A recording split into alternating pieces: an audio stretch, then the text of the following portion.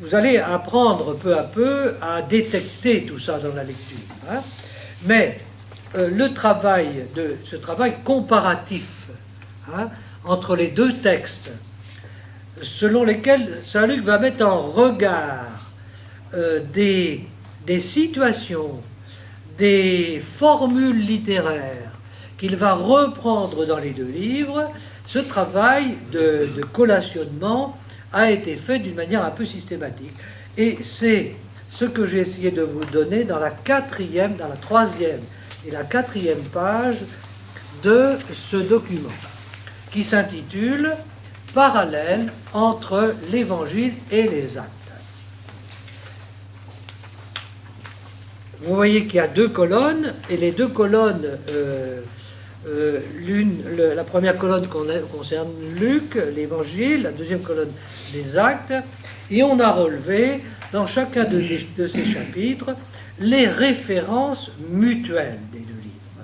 Hein. On ne va pas lire ça aujourd'hui, mais au fur et à mesure où vous allez avancer dans votre lecture, vous allez pouvoir vérifier ça. Ce n'est pas pour le plaisir de faire du parallélisme, c'est un procédé littéraire qu'on appelle le parallélisme. Luc aime beaucoup ça, mais c'est parce qu'il y a un enseignement qui nous est transmis à partir de là et à travers ce parallélisme. Cet enseignement, je le résume tout de suite, parce que ça fait partie vraiment de ses convictions fondamentales, c'est que le même projet qui se déploie pendant la vie de Jésus et dans l'histoire des premières communautés. Ce ne sont pas deux projets différents, c'est le même projet. C'est très important parce que derrière tout ça, il y a une vision, une compréhension de l'Église par rapport au Christ. Donc, parallélisme étroit entre les deux, vous avez ça expliqué dans la première, dans le petit fascicule qu'on peut ouvrir ensemble. Hein, on peut le lire d'ailleurs. Quelques éléments, c'est à la page 9. Peut-être vous l'avez déjà. Ben non, vous n'aviez pas encore les textes. Hein. Donc on va prendre le temps, même si on ne fait pas tout faire aujourd'hui, ça n'a pas d'importance. L'important, c'est de bien poser le cadre. Hein.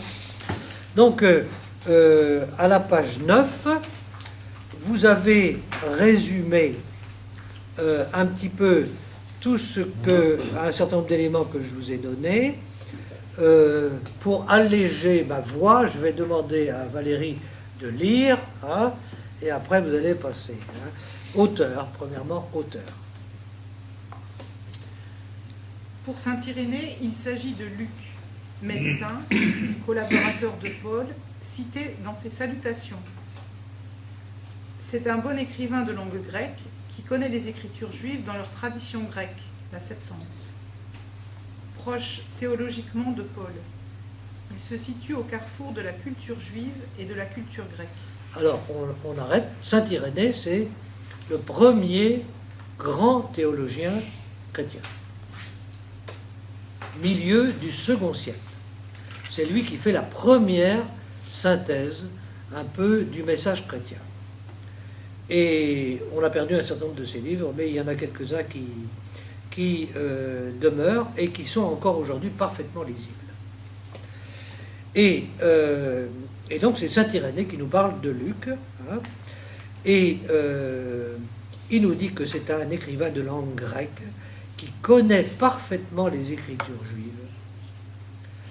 Ceux qui ont fait Saint-Luc avec moi savent que régulièrement on retrouve pour accomplir les Écritures, selon ce que le prophète a dit, etc.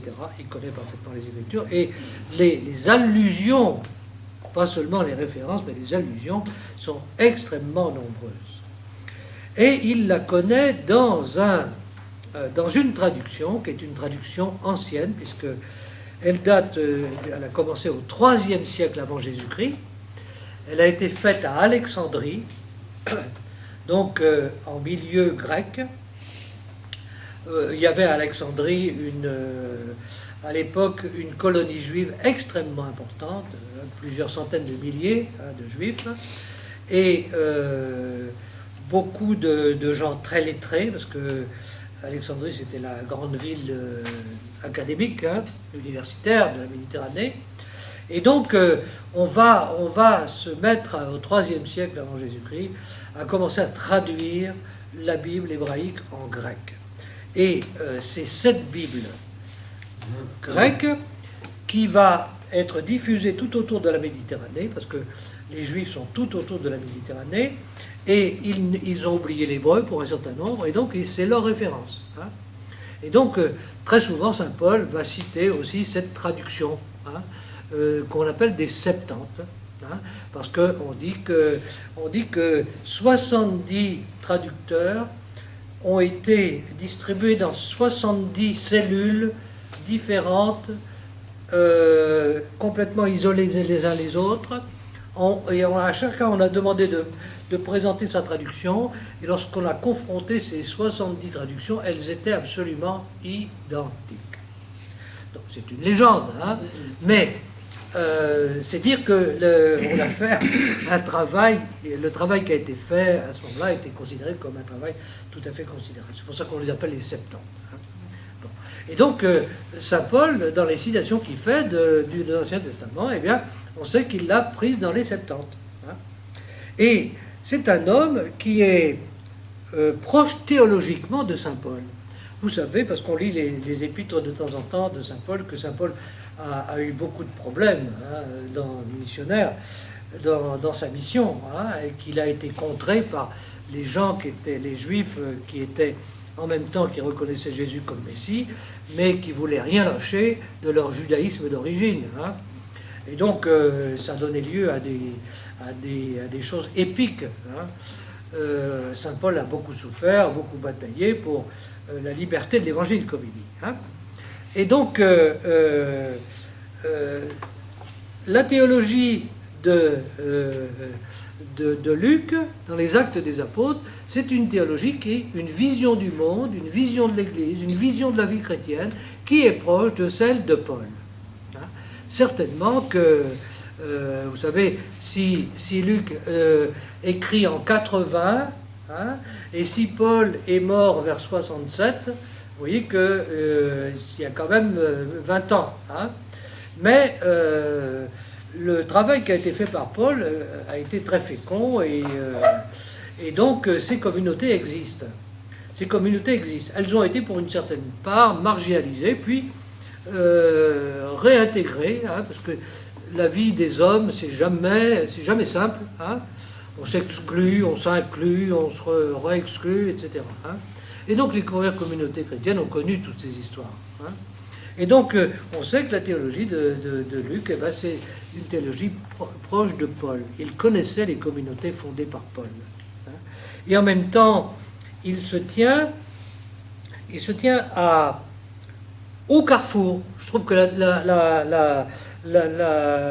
l'expression est très bonne. Hein, parce qu'il est au carrefour de la culture juive et de la culture grecque. Et c'est là où, au carrefour, se concoctent, hein, des manières nouvelles, hein, de vie chrétienne. Une des convictions aussi de Paul, c'est que de Luc, pardon, c'est que Jésus a été d'abord Messie des Juifs, hein, mais comme Messie des Juifs, il est devenu le Messie des païens. Et donc, tout son projet a pour but de vérifier, la vérification de cette conviction. On va continuer le deuxième paragraphe. Hein, oui. Datation. L'acte des apôtres est écrit après Luc, inspiré de Marc, d'où sa datation des années 80-90. Ce n'est pas un ouvrage adressé à un païen, à convertir, mais à un lecteur déjà enseigné. Théophile, c'est celui qui aime Dieu, pour l'aider à approfondir sa foi. Voilà. C'est intéressant parce que ça veut dire qu'en 80, il y a déjà des communautés chrétiennes qui ont une histoire relativement longue. Hein, et qu'il n'est pas question seulement d'évangélisation, mais vraiment de formation chrétienne. Hein. Et donc, Saint Luc écrit son évangile et les Actes des Apôtres pour former des gens qui sont déjà chrétiens. Et ces gens, eh bien, ils sont rassemblés sous un seul nom, Théophile. Hein. C'est au même Théophile que Luc va s'adresser au début de son évangile, on va lire le texte tout à l'heure, et c'est au même Théophile hein, que Luc va s'adresser pour lui adresser les Actes des Apôtres. C'est le même personnage. C'est un personnage fictif, très probablement, mais c'est un personnage extrêmement significatif, ça veut dire celui qui aime Dieu, Théophile. Hein. Et donc, c'est un très beau nom pour un disciple. Hein. Tous les disciples sont des théophiles. Hein. C'est le même procédé littéraire, vous savez, que Saint Jean, dans son évangile, emploie quand il parle du disciple bien-aimé. Le disciple bien-aimé, on ne connaît pas sa tête, hein, on ne connaît pas sa généalogie, hein, mais le disciple bien-aimé, chacun peut s'identifier au disciple bien-aimé. C'est la même chose. C'est le même procédé littéraire qu'il faut bien avoir en tête. Troisième paragraphe, construction. Comme dans l'Évangile, l'auteur fait une œuvre d'historien, tout en se situant clairement comme témoin de l'œuvre de l'Esprit Saint. Il alterne les récits qui font progresser l'action avec des discours qui lui permettent d'exposer les convictions, la foi. Il montre ainsi comme le Dieu du peuple d'Israël est devenu le Dieu de tous et de chacun. Voilà, c'est un petit peu la reprise de ce que j'ai dit tout à l'heure sur le projet de Luc. Il y a une page qui est un peu compliquée dans la suite sur l'histoire. Hein. Est-ce que les Actes des Apôtres nous racontent une histoire fiable ? Est-ce que c'est une légende ou est-ce que c'est une véritable histoire? Alors, là, il y a des références à Paul Ricoeur, qui a beaucoup réfléchi sur l'écriture et la mémoire, hein, et qui fait distinguer finalement trois sortes d'histoires. Ce que nous appelons, nous, histoire, parce que nous avons été formés à l'école, et après tout l'effort scientifique qui a été fait au XIXe siècle et au XXe siècle pour donner justement une consistance scientifique à l'histoire. Hein. Pour nous, l'histoire, la véritable histoire, la seule véritable histoire digne de ce nom, c'est l'histoire documentaire, hein, celle qui s'appuie sur des faits vérifiables. Hein. Mais il faut savoir que c'est quelque chose de tout à fait récent dans la culture. Hein. C'est au XIXe siècle et au XXe siècle qu'on s'est mis à avoir une vision aussi rigoriste de l'écriture de mémoire. Hein. Les anciens ne concevaient pas l'histoire comme ça. Et encore aujourd'hui, nous avons différentes manières de décrire l'histoire. À part l'histoire documentaire scientifique, hein, il y a une histoire qui est... On parle d'un horizon, c'est-à-dire, j'allais dire orienté, je vais éviter de prendre le mot, mais une histoire qui est lue, des événements qui sont lus sur le fond d'un autre questionnement, d'un horizon. Je prends un fait, par exemple, il donne un fait, je crois, là, dans son truc, vous lirez ça après. L'événement que j'ai déjà signalé, la chute de Jérusalem en 70. Hein. On peut décrire le siège de Jérusalem, hein, ça a été fait d'ailleurs, il y a un historien qui l'a fait, mais on peut écrire cette histoire de la chute de Jérusalem et de la destruction de Jérusalem sur le fond d'un questionnement que nous pourrions avoir, qui pourrait être le suivant, mais il y en aurait d'autres possibles. Qu'est-ce que cet événement a produit dans les communautés juives et chrétiennes à l'époque? Vous comprenez que si j'ai ça derrière la tête, je ne vais pas du tout écrire le même texte. Hein. Est-ce que vous comprenez ça? Donc c'est une autre, alors je ne sais plus comment il appelle ça, Ricoeur, c'est une...